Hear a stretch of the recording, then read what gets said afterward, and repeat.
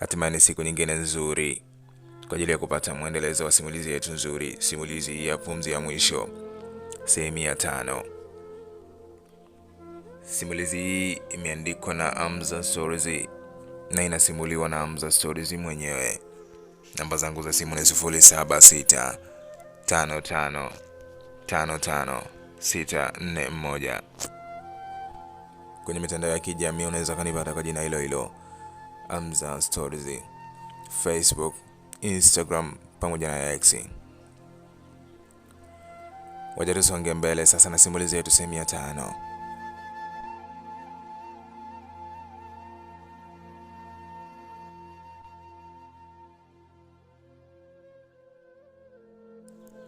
Kesho yake kabla ya kwenda ofisini, nilipitia duka la maua. Nikanunua ua zuri kwa ajili ya kumpatia Osman ili anisamehe kwa kilichotokea. Nilichagua ua zuri ambalo niliamini litampa furaha Osman. Mvua ilikuwa ikiendelea kunyesha. Hali ya hewa ilikuwa nzuri sana. Ikanikumbusha siku ya kwanza nilipoanza kuumwa. Nikasaidiwa na Osman. Nilianza kutabasamu tu. Hadi muuza maua alinishtukia akasema, "Inaelekea unampenda sana mtu ambaye unampelekea ua hili.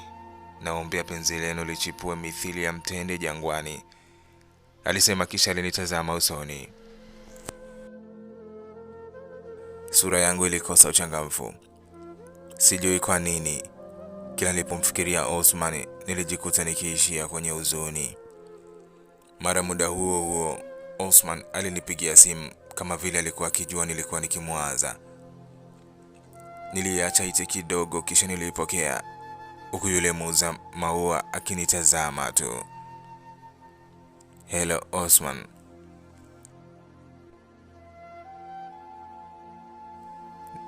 Nilimsalimia Osman mara baada ya kuwa nimeshapokea simu na kuisikia sauti yake. "Jacqueline, leo sijisikii vizuri, naomba usimamie kazi zako vizuri, sawa?" alisema Osman. Ni kweli hata sauti yake haikuwa na uchangamfu. "Una shida gani Osman?" nilimuuliza. "Nahisi hali ya homa tu Jacqueline," alisema tena Osman. "Haya, nitafanya hivyo lakini baadaye." Nilitaka kumwambia kuwa nahitaji kuonana naye ila nilisita kumwambia. "Ugua pole Osman," nilisema kisha simu ilikatika. Nilirudi kulipia ua nililolichagua kisha niliondoka nalo hadi kazini. Mdada wa mapokezi aliponiona alinisimamisha, alinifuata niliposimama akaniuliza, "Umempa nini bosi Osman?" Yaani alivyo mkali yule, lakini jana alinywea kabisa. Aliposikia haupo naye aliondoka na alionekana hana raha. Alisema dakika moja tu ilitosha kumtambua alikuwa ni mtu aina gani. Alionekana kuwa mshakunaku hatari. Nilitabasamu kisha nikamwambia kazi njema. Nilimwacha akiwa ameduaa. Pengine alitegemea ningemwambia mimi ni mwanamke wa Osman, na hisi ndicho alichokuwa anataka kusikia. Basi niliketi kwenye kiti changu. Nilishusha pumzi zangu. Niliona jinsi maisha yangu yalivyobadilika. Mara simu yangu iliita. Aliyekuwa akinipigia alikuwa ni mpenzi wangu Moses. Aliniambia kuwa amepata nyumba, hivyo alihitaji pesa kiasi cha milioni 14. Nilimwambia jioni nitampatia pesa hiyo. Siku hiyo Osman alienda hospitalini kuangalia afya yake. Alienda kwenye hospitali ya Dr. Simon. Wawili hao walikuwa wakifahamiana sana. Alipofika kwa Dr. Simon alifanywa uchunguzi. Kwa kuwa alikuwa akimfahamu vizuri Osman, alijua ni kitu gani kilikuwa kinamsumbua Osman. Waliketi baada ya vipimo. "Osman, nilikuonya kuhusu kutoa figo yako, hukutaka kunisikia," alisema Dr. Simon. Osman alikaa kimya kumsikiliza Dr. Simon. "Nilikataa usifanye vile sababu ya tatizo lako. Figo moja ilikuwa na matatizo, hivyo ulikuwa ukitumia zaidi figo moja tu. Sasa ile nzima imeondoka. Hii iliyobakia inafanya kazi kwa kiwango kidogo sana Osman, na hata haitakuwa na muda mrefu nayo itakufa," alisema Dr. Simon. Kwa nini umeamua kuhatarisha maisha yako Osman? Wewe ni bilionea mkubwa sana nchini, una pesa ya kutosha, unaheshimika kila kona, aliendelea kusema Dr. Simon. Nilifanya vile kwa sababu ya upendo wangu kwa Jacqueline. Nilikuwa na maisha yaliyojaa huzuni sana baada ya Zahara kunitenda vibaya. Ghafla sura yangu ilijawa na tabasamu mara baada ya kumwona Jacqueline. Niliapa sitopenda tena, ila baada ya Jacqueline kuja katika maisha yangu nimejisikia tofauti kabisa, alisema Osman kisha alishusha pumzi zake.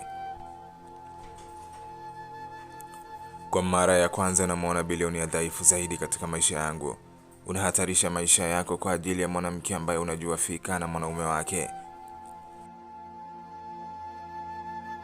Unahatarisha kwa ajili ya mwanamke ambaye hata hujawahi kumtamkia chochote. Hiyo ni akili yako Osman. Laiti kama mzee Dabi akilijua hili ulilofanya, ataipoteza familia ya Jacqueline na haitokuja ionekane tena. Wewe ni mtoto wa kipekee wa yule mzee. Siku akiligundua hili anaweza hata akaniua mimi, alisema Dr. Simon.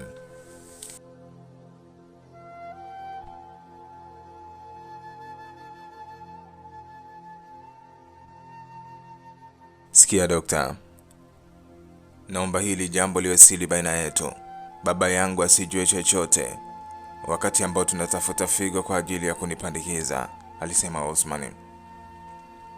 Naweza kulificha, lakini hali yako inaweza kuniumbua mbeleni. Vyote nitafanya, lakini vipi kama Jacqueline akazikataa hisia zako? Huoni kama utakuwa umekula hasara? Alimuuliza swali gumu sana. Osman alikumbuka namna tulivyogombana kule Dubai. Aliona swali la Dr. Simon lilikuwa na mashiko sana. Tuachane na hilo. Naomba ufanye siri, asijue mtu yoyote, na pia tangaza dau kwa ajili ya kupata figo nyingine. Sawa, kama unavyotaka, alijibu Dr. Simon. Osman alitoa pesa akampatia Dr. Simon, kisha aliondoka hapo na kurudi nyumbani kwake. Mimi nilikuwa nikifanya kazi zangu kama ambavyo mama alikuwa amenisihi nifanye ili nisimvunje moyo Osman. Nilichapa kazi hadi mida ya jioni. Muda wa kazi ulipoisha niliondoka nikiwa nimechoka sana. Nilimtafuta Moses, kisha alinielekeza wapi natakiwa kwenda. Nilipitia benki kabla ya yote.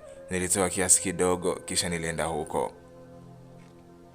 Wow, nyumba ilikuwa nzuri sana. Ilikuwa kubwa na yenye viunga vizuri vya kupumzika. Tulikagua kwa pamoja. Pesa zilizotakiwa kulipwa pale zote zilikuwa ni pesa zilizotokana na Osman. Baada ya kuwa tayari tumemaliza kuikagua, nilifanya malipo kwa kutumia huduma za kibenki kwa simu. Malipo yalikamilika. Tuliandikiwa mkataba pale, kisha zoezi lililokuwa limebakia lilikuwa ni kununua furniture zote za ndani ili nyumba ipate kuitwa nyumba wanaishi watu. Baada ya kuona nina pesa nyingi vile, Moses aliniomba pesa ya mtaji ili afungue biashara. Nilimwambia nitampatia baada ya siku 3. Kuhusu Moses nilikuwa sifikiri chochote kile, bali hisia za mapenzi ndizo zilizokuwa zikinisukuma kufanya kila kitu kwake. Nilipomaliza kila kitu, ndipo nilipokumbuka kuwa nilikuwa na maua ndani ya gari ambao nilitakiwa kumpatia Moses ili nimuombe msamaha. Basi nilimdanganya Moses kuwa naelekea nyumbani. Kwa vyovyote vile asingeliweza kusema nisindikize, maana alikuwa hapatani kabisa na mama yangu. Nilimwacha hapo kisha niliingia kwenye gari nikawasiliana na Osman. Alinielekeza mahali ambapo anaishi. Lengo langu lilikuwa ni kumuomba msamaha kama ambavyo nilimwahidi mama.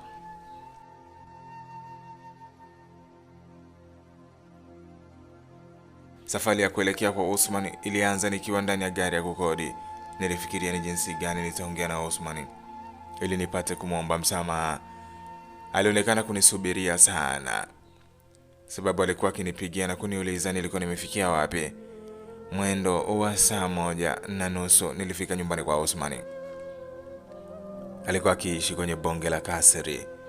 Ndiyo, niliamini kuwa mwanaume huyo alikuwa tajiri sana.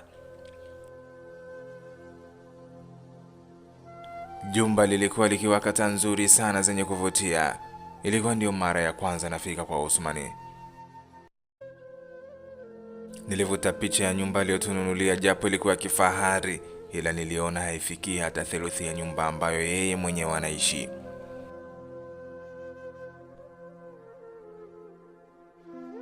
Nilimpigia simu kisha aliwapa taarifa walinzi kwa kuna ugeni nje.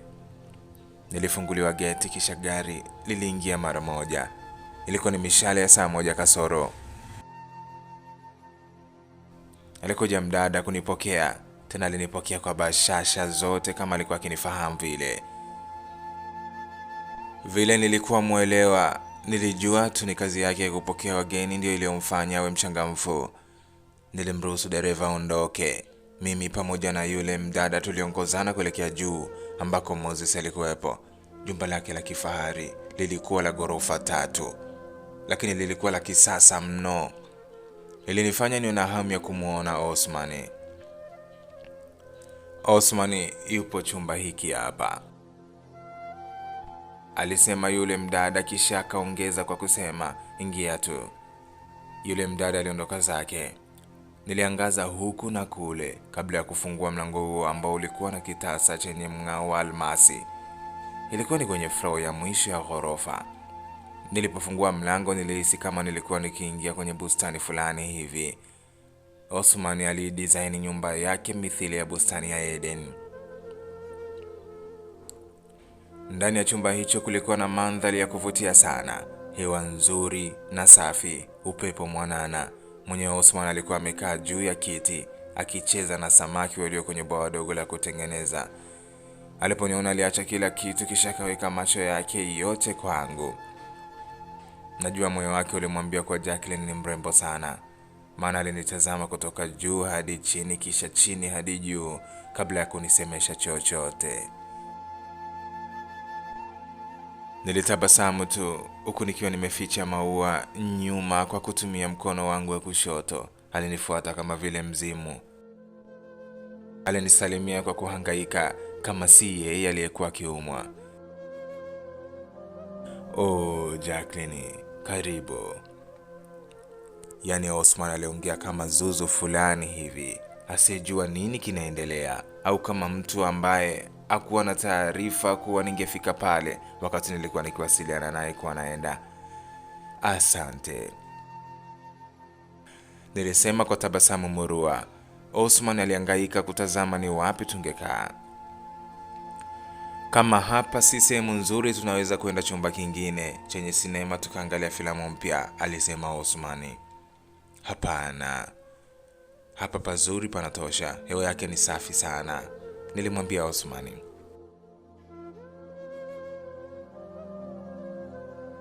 Basi tukae pale.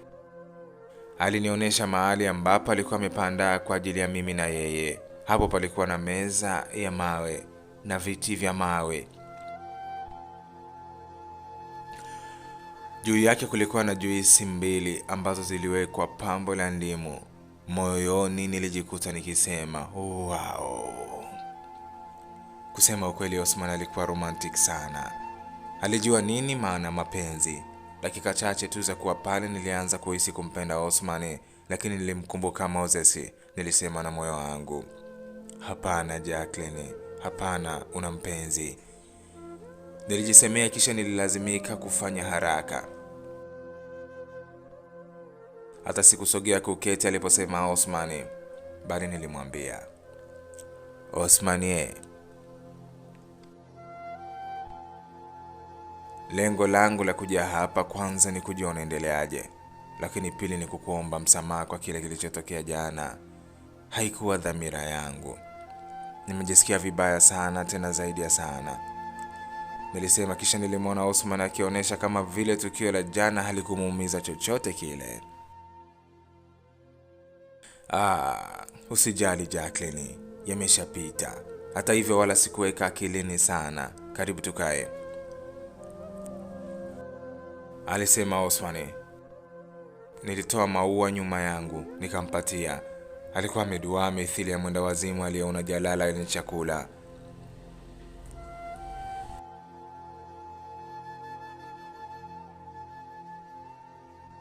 Alikosa hata neno la kusema. Maua ni ishara ya upendo, hivyo ndivyo ilivyoingia katika akili yake. Jacqueline, aliniita kama mtu asina uhakika wa jina langu. Samahani na pia ugua pole, nilisema, kisha niligeuka kuondoka nyumbani kwa bilionea Osman. Nikiwa nje nilimwona akichungulia dirishani. Wakati huo giza lilikuwa limeingia. Ilipita bajaji niliita, kisha nilitumia kurudi nyumbani. Nilimwacha Osman akiwa na furaha ambayo aliipoteza muda mrefu. Furaha ambayo Zahra aliichukua kwake. Lakini haikuwa kwamba ndio ilikuwa naanza mapenzi na Osman. Japo nilimuonesha ishara ya kumpenda, bado akili na mawazo yangu yalikuwa kwa Moses.